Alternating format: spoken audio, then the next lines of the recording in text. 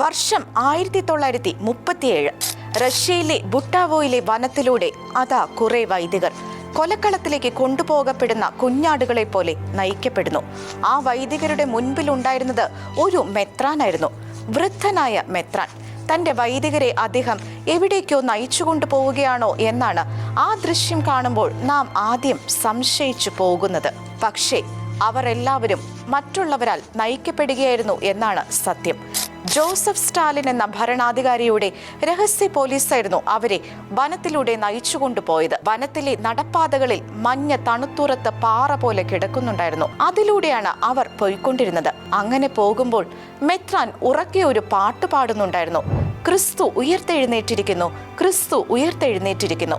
ആ പാട്ട് പിന്നിലുള്ള വൈദികരും ഉറക്കെ പാടുന്നുണ്ടായിരുന്നു. പെട്ടെന്ന് അവരുടെ ചെവിയിൽ ഒരു ശബ്ദം മുഴങ്ങി, നിൽക്കവിടെ, നിൽക്കവിടെ. ആജ്ഞയനുസരിച്ച് അവർ അവിടെ നിന്നു. അപ്പോൾ മുഖം മറച്ച തോക്കുധാരികളായ സ്റ്റാലിന്റെ പോലീസുകാർ അവരുടെ മുൻപിലെത്തി. ഇരുവർക്കുമിടയിൽ വലിയൊരു ഗർത്തമുണ്ടായിരുന്നു. അവിടെ അനേകം ക്രൈസ്തവ പുരോഹിതരുടെ മൃതശരീരങ്ങളും. അടുത്ത നിമിഷം എന്താണ് സംഭവിക്കുകയെന്ന് മെത്രാനും കൂടെ ഉണ്ടായിരുന്ന വൈദികർക്കും മനസ്സിലായി. പോലീസുകാർ മെത്രാനും വൈദികർക്കും നേരെ തോക്ക് നീട്ടി.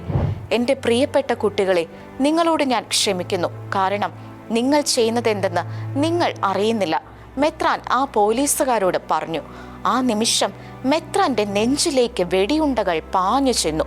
അദ്ദേഹം ഗർത്തത്തിലെ മൃതശരീരങ്ങളിലേക്ക് വീണു. അപ്പോൾ ബാക്കിയുണ്ടായിരുന്ന വൈദികർ ഒന്നിച്ച് പാടിത്തുടങ്ങി, ക്രിസ്തു ഉയർത്തെഴുന്നേറ്റിരിക്കുന്നു.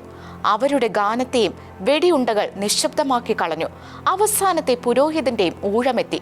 അദ്ദേഹം തങ്ങൾക്ക് നേരെ വെടിവെച്ച പോലീസുകാരുടെ നേരെ കുരിശടയാളം വരച്ച് അവരെ അനുഗ്രഹിച്ചുകൊണ്ട് മരിച്ചു വീണു. ക്രിസ്തുവിനോടുള്ള സ്നേഹത്തെ പ്രതിയാണ് ഈ വൈദികരെല്ലാം മരിച്ചത്. അവർ ശത്രുക്കളോട് ദയയ്ക്ക് വേണ്ടി യാചിച്ചില്ല, തങ്ങളെ വെറുതെ വിടണമെന്ന് അപേക്ഷിച്ചില്ല, ക്രിസ്തു വിശ്വാസം ഉപേക്ഷിക്കാൻ തയ്യാറായതുമില്ല. പകരം അവർ ധീരമായി മരണത്തെ നേരിട്ടു. ക്രിസ്തുവിനെ ഉപേക്ഷിച്ചുകൊണ്ടുള്ള ഒരു നേട്ടത്തിനും അവർ തയ്യാറായിരുന്നില്ല.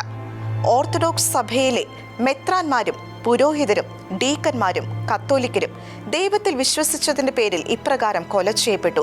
കർത്താവിൽ വിശ്വസിച്ചതും പ്രാർത്ഥിച്ചതും സഭാ ശുശ്രൂഷകൾ നടത്തിയതുമായിരുന്നു അവരെല്ലാം ചെയ്ത കുറ്റം. ഞാൻ ക്രിസ്തുവിനെ ഉപേക്ഷിക്കുകയില്ല. എൻ്റെ ശരീരത്തെ നിങ്ങൾക്ക് ഇല്ലാതാക്കാം, പക്ഷേ എൻ്റെ ആത്മാവിനെ നശിപ്പിക്കാനാവില്ല.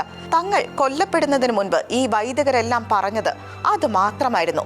തങ്ങൾക്ക് മുൻപിൽ വെച്ച് സഹവൈദികർ വെടിയേറ്റ് മരിച്ചു വീണത് അവരെ ആരെയും ഭയാകുലരാക്കിയില്ല, മറിച്ച് ക്രിസ്തുവിന് വേണ്ടി മരിക്കാൻ അവരെ കൂടുതൽ ശക്തരാക്കുകയാണ് ചെയ്തത്.